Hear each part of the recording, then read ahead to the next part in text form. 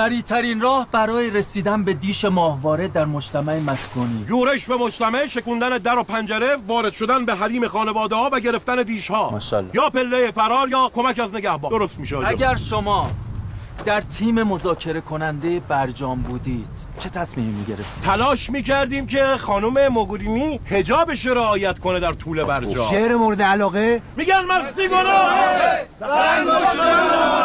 باید حاجی رعایت کن.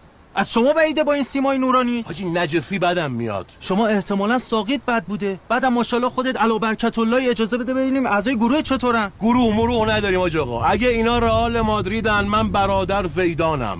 اگه اینا سبای قوم باتریان من حاج آقا مایلی کوهنم. اینجا فقط حرف سرمربیه، بازیکن سالاری نداریم. آقا گوش کنید، من یه کلمه میگم